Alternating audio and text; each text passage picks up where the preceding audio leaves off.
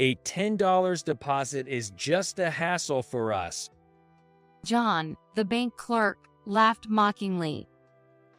Considering the fees and my work time, it's a loss for our bank. Oh, but I guess poor people wouldn't understand. I wanted to retort, but in front of my children, I tried to avoid a confrontation. I remained silent, but the procedure didn't progress, and John's taunts only intensified. Maybe it's impossible today. Waiting around felt like a waste of time, but if we couldn't get the paperwork done, there was no point in staying any longer. Just as I turned to leave and was about to take my son Kevin's hand, he tugged on mine instead. I could feel Kevin grip my left hand tightly. Mom, let me borrow your cell, please. He then took the cell phone that was sticking out of my pocket. Usually, he's so well behaved that his forceful action left me dumbfounded, and then Kevin made a call to someone. Little did John know what would happen next. Kate, met my husband, Mike, back in middle school.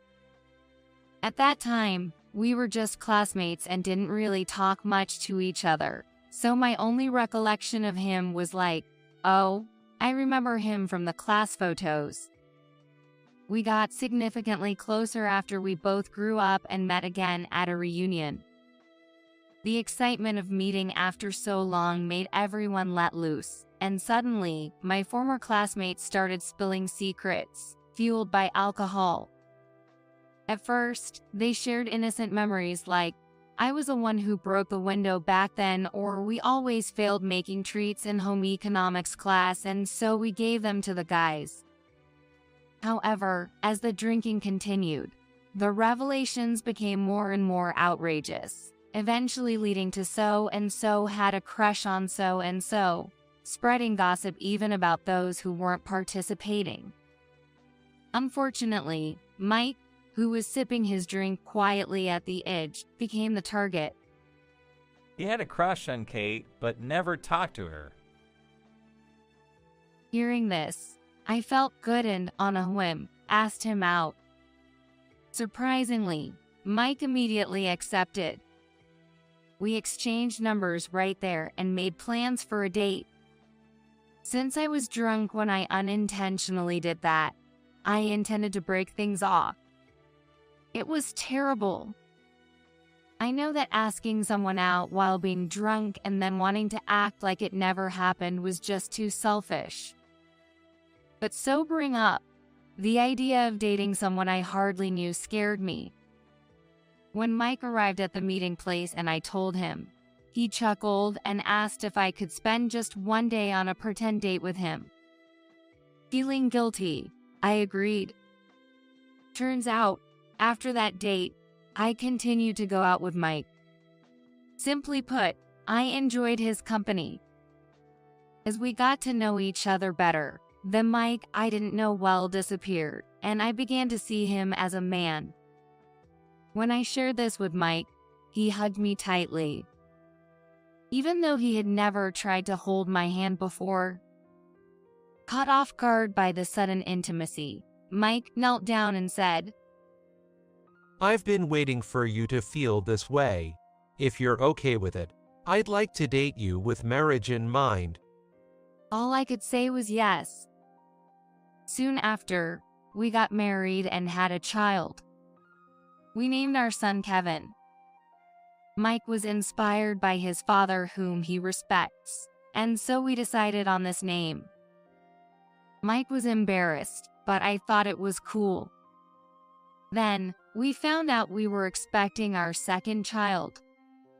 Having a good husband and blessed with children, I felt that my life was smooth sailing. Now, I live with my 4-year-old son, Kevin, and my 6-month-old daughter, May. Yes, just the 3 of us. My husband, Mike, is sadly no longer with us. He passed away in an accident just before our daughter was born. He was rear-ended on his way home from work. It was a sudden accident, Afterward, he was taken to the hospital, but he passed away before our family could even say goodbye. Losing my husband to such a tragic event, I was devastated.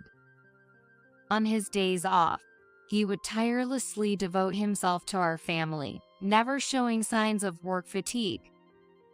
Knowing he wasn't one to cut corners at work, I once asked him, "Aren't you overdoing it?" With a big smile, he replied, "Thanks for worrying, but making my beloved family happy is the best way to blow away my tiredness. I know of nothing else that does it better." He wanted to be a good role model for our children. He strived to be a good father. I believe his earnest love was fully felt by Kevin, our only child at the time. I even resented my husband for leaving us with only good memories. Don't worry, Mom. I'll protect you. But it was Kevin who said that to me, looking at how I felt.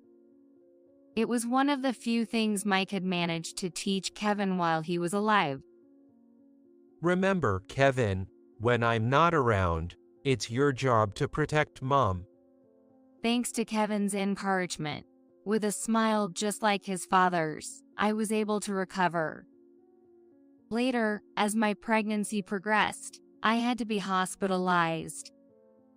During my hospital stay, Kevin, brought by his grandparents, visited me often, bringing a lot of cheer with his smiles. Thanks to that, I was able to safely give birth to my daughter May. After May's birth, becoming a family of 3, I was apprehensive about the upcoming whirlwind of parenting. Even with Kevin, it had been parenting with Mike's help. However, it wasn't as bad as I feared. Amazingly, my milk came to help. Kate, you've worked hard giving birth, so take a rest. She said so while doing the housework, and the kids really took to her. Kevin would often follow her around, calling her grandma, to the point of making me a bit jealous. But during that unstable postpartum period, having some time to myself was a huge relief. Even after Mike passed away, his parents treated not only the children but also me like their own family. Every time I see my in-laws, I deeply feel how much I'm cherished. I'm truly glad to be part of this family. That's something I can truly feel from the bottom of my heart. There was also another person who looked after our family. He's Oliver, Mike's subordinate. Mike often invited him over for dinner after work. He always hesitated, saying, "Oh no, that's too much." But he never failed to go for seconds, which was quite memorable. When we had barbecues on holidays, he would be invited by Mike and would play with Kevin, enjoying their time together. Initially shy, by the end of the barbecue, Kevin would say with a smile, "It was fun, like having 2 dads." After a few more meetings and playtimes, Kevin naturally started calling him Uncle Oliver.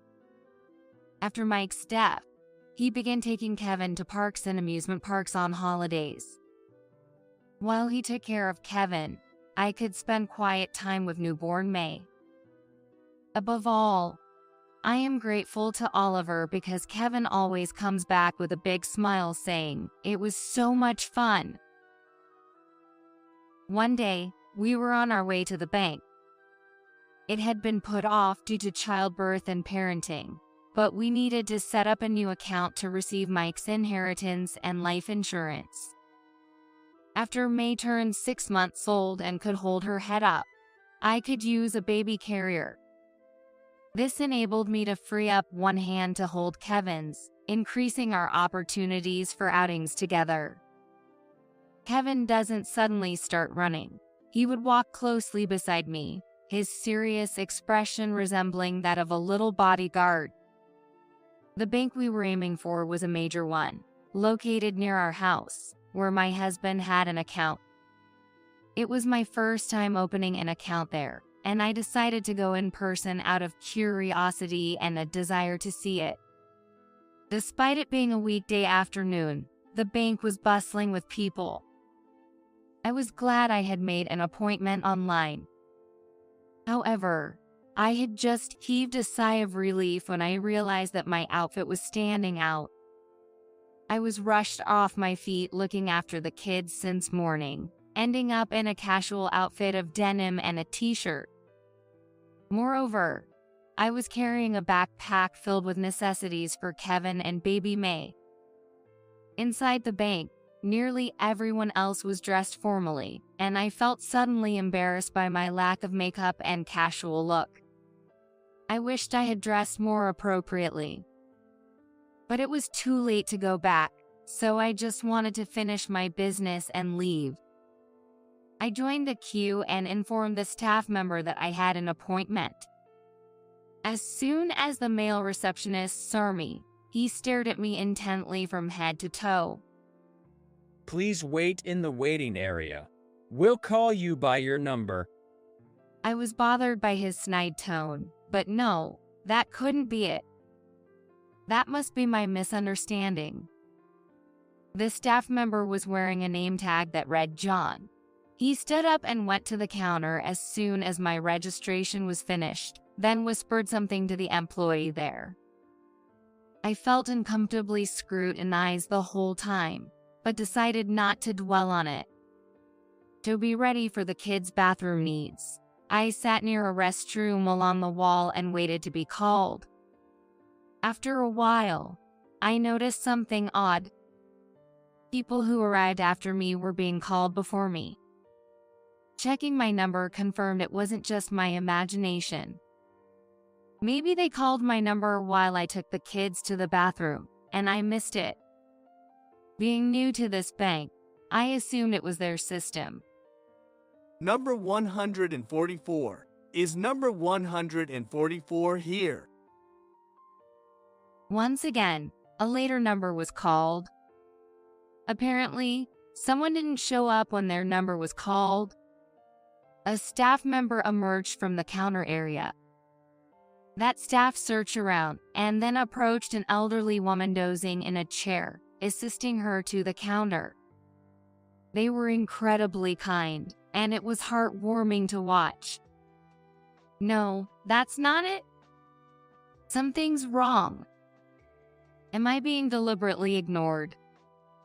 I thought it was impossible, but given the receptionist's earlier behavior, it doesn't seem entirely out of the question.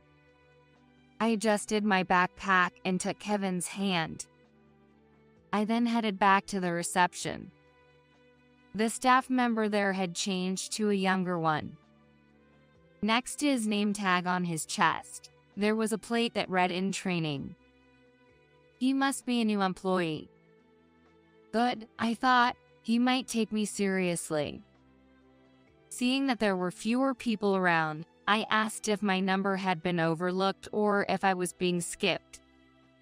Well, we're calling numbers in order. The young staff member stammered. And then after that, he kept repeating, "We call numbers in order," like a parrot, whenever I asked anything further. Wondering if he thought I was complaining, he seemed to panic, making me feel sorry for him.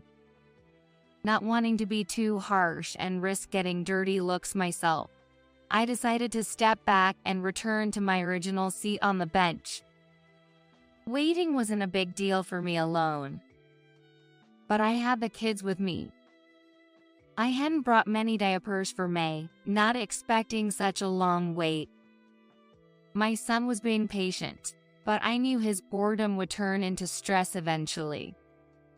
Perhaps sensing my anxiety, my daughter became fussier, and I waited to be called while soothing her.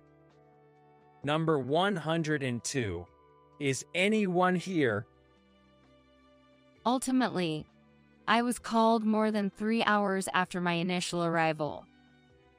There were hardly any people left in the waiting area, and it seemed I was the last to be called. It was an excessively long wait. Even though I had no other plans besides the bank that day, it was now getting close to dinner time. I needed to hurry. I walked briskly to the counter. To my dismay, it was that rude staff member who was there. His name tag clearly read John. He continued to look down on me with a blatantly condescending gaze. Huh. He sighed as soon as I sat down. Drained of the energy to be irritated, I ignored John's sigh and conveyed my need to open an account. You could have opened an account online, you know. Seriously, coming to our bank with kids in tow is unthinkable. Well, when you're poor, I guess you can afford to mind your time and place, ho. He said that to me while smirking condescendingly. I wondered why I had to endure such treatment. I didn't even want to continue the conversation. Excuse me, I have another appointment after this. Could we hurry up? That was a lie. I had no other plans but wanted to finish opening the account and leave quickly. I didn't want my son Kevin to witness such adult behavior for too long. Busy as a bee, I see. Thanks for your hard work, ho. He lazily spread out the documents. I quickly filled out the necessary information and handed them back. You'll need to make an initial deposit. Do you have cash on hand? Such a rude man. His words dripped with condescension. But getting too upset might upset my daughter May again. If that was the case, this staff member would likely become even more aggressive. I needed to stay calm. Is $10 okay? It was embarrassing to say $10 given the previous comments about being poor, but that was all I had. John picked up the bill from the tray, fluttering it with a sneer. A deposit of just $10 is troublesome for us, you know. He continued mockingly. Considering the fees and my work time, this is a loss for our bank. But I guess you wouldn't understand, being poor and all. I wanted to avoid any confrontation, especially in front of my children. So, I remained silent, listening to John's escalating insults. He ranted about how the initial deposit reflects stress in the bank and how ignorant I was not to know this, eventually sneering as he pointed to the head of household section on the form. You probably drove your man away with such ignorance, didn't you? For the first time, I felt more baffled than angry. Strangely, even though Mike was being ridiculed, I felt as if it was all happening to someone else, almost as if I had reached enlightenment. John's words just slid through my mind like a severe case of tinnitus. It seemed impossible to get anything done today. Waiting here was a waste of time if we couldn't complete the process. As I was about to leave with Kevin, he tugged at my hand instead. I could feel the strength in his grip. Mom, can I borrow your phone, please? He said that, and then took the cell phone sticking out of my pocket. Usually, he's so well behaved that his sudden assertive action left me stunned. Then, Kevin made a call to someone. The call connected almost instantly. Grandpa? Hey, can I cancel the $500 million account? While I was stunned by Kevin's words, John burst into laughter. Ha, what are you talking about? At your age, you should know how to count money. Poor education must be a thing in a poor family, huh? That's sad. In contrast to John's mocking laughter, my son smiled cheerfully. Then, looking at me, he said with energy, I told Grandpa about this guy. He's coming over now. It seemed Grandpa was already on his way, making it hard to cancel now. John, overhearing our conversation, must have thought it would take a while. He lazily started to speak. Taking up the time of capable people shows how ignorant you are. That's why you're poor. I thought to myself, you're the rude one, but it was clear that John was beyond reason. I gave up trying to converse with him and just waited. A few minutes later, the buzz among the staff signaled the arrival of Grandpa, my Phil. He was dressed sharply in a navy blue suit, but his slightly disheveled hair suggested he had rushed over. Upon seeing him approach, John froze. You should have called me if you were coming. My Phil said that nonchalantly while petting Kevin's head. I thought it would just be a quick account setup and I didn't want to bother you. He nodded in satisfaction. He was smiling constantly, but his eyes were not as he looked at John. What? Finally reacting, John jumped up from his chair, retreating while trying to hide his twisted smile with his hand. Mr. President, why are you here?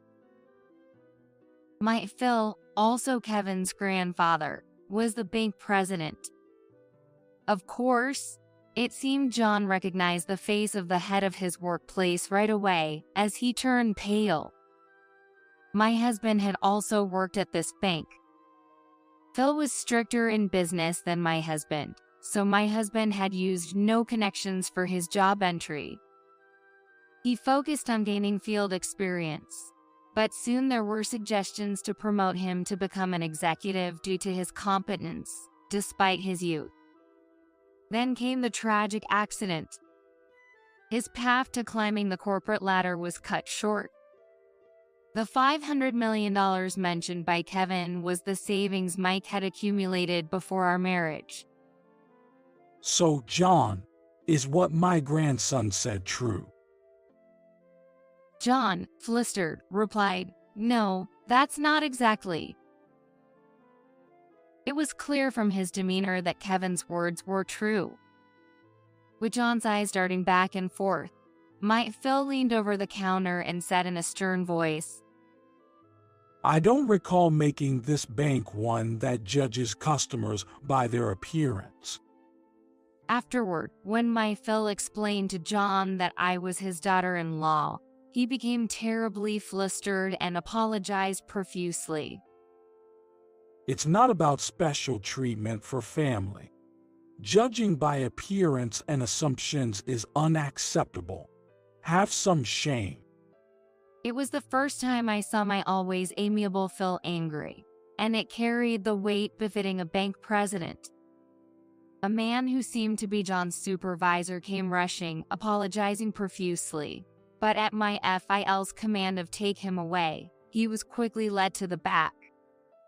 Returning to his usual cheerful demeanor, my Phil relayed a message to a nearby staff member, then told me to sit at the counter and wait before leaving the bank. He must have carved out time from his busy schedule for this. As I waited as instructed, a replacement staff member came to assist me promptly. That was Oliver, my husband's former colleague. I apologize for John's behavior. I'll be handling your case, so please feel free to ask anything. He proceeded with the process smoothly, and the account was opened without further issues. Uncle Oliver, let's play again soon. Kevin, happy to see Oliver, waved goodbye until we could no longer see each other. Watching this, my accumulated negative feelings from today's events seemed to vanish, and by the time I left the bank, I was smiling. I realized again what my husband used to say, "Nothing makes me happier than seeing our child happy." Later, we visited my in-laws to express our gratitude. But as soon as my Phil saw me at the door, he apologized before I could even say thank you. I'm sorry. As the bank president, I share responsibility for my employees' rude actions. I sincerely apologize. I felt apologetic instead because he had helped us this time. When I told him that he didn't need to apologize, he knelt to be eye to eye with Kevin and took his hand. Kevin, thank you for protecting Kate, my son's precious wife. I'm truly grateful. Looking directly into my FIL's serious eyes, Kevin, with an equally earnest expression, said, "It's a promise I made with Dad." He stated it clearly. Upon hearing this, my Phil momentarily looked surprised, but then just said, "I see," and affectionately ruffled Kevin's hair. Returning from my in-laws' house, I was informed about John. My Phil had intended to bring it up at lunch, but my mother-in-law prevented the conversation, fearing it would spoil the meal. Seeing their earnestness and thoughtful care, I wondered if this is how my husband would have been if he were alive, which brought tears to my eyes. Apparently, John had received complaints about his customer service attitude even before he met me. The branch manager had repeatedly attempted to guide him, but without any improvement. It seemed they were struggling. However, being directly reprimanded by the bank president seemed to have impacted John. He has become much quieter now. He was removed from counter duties and reassigned to menial tasks. My Phil expressed his frustration of wanting to fire John but couldn't due to employment rules. However, I was content knowing I wouldn't have to encounter him again. On another day, Oliver came to visit. Despite it being his day off, he came because he remembered something Kevin had said when leaving. Watching them play while holding May, I noticed Kevin was still visibly happy. By evening, Kevin, tired from playing, had fallen asleep. Oliver cleaned the soccer ball they had been playing with before placing it beside Kevin. Since Kevin enjoyed it, it was worth the visit. Thank you. I was the one who was thankful, really. Kevin, usually appearing tense, returned to his childlike demeanor when playing with Oliver. As a mother, I felt I had deprived Kevin of his childhood. It's a sad thing to admit. But with Oliver, Kevin could be a child again, and I am deeply grateful for that. When I shared these thoughts, Oliver, with his always kind smile, said this. Ma'am, you are doing your best. That's why Kevin is imitating you. But if you want to ease his burden, please rely on me. I can't replace his father, but I'll surely be a support. I know I will continue to rely on his kind and strong spirit. After my husband's death, it felt like I was being swallowed by a gaping hole in my heart. However, the connections with people that Mike, who should have been gone, had left behind, ended up saving me. Mel, Phil, Oliver, and especially Kevin and May pulled me through. They are all such wonderful people, more than I deserve. I will live my life being supported by them. I wonder how Mike, watching from heaven, feels about me always needing help. Would he be angry at my inadequacy? Or just shake his head in pity? I can't imagine either. Oh well. Even though Mike is strict at work, he's soft when it comes to family matters, always giving me a kind and dependable smile. I can only picture him like that. Will Kevin perhaps smile like that one day as well? I believe he will. Kevin takes after Mike. But as a mother, I hope that resemblance is directed towards the people he cherishes. I want him to show me his weaker side more. Having shown my vulnerabilities and been helped so much, I can't help but feel it's too late to ask, yet I still wish for him to remain a child. my beloved husband and my beloved son, Kevin. To prevent the promise they made from becoming a curse, I need to be stronger. There's no husband here to protect me and the kids anymore. It's up to me to protect them. And for that, I'm ready to accept any help I can get. Yes, I've made this strong resolve.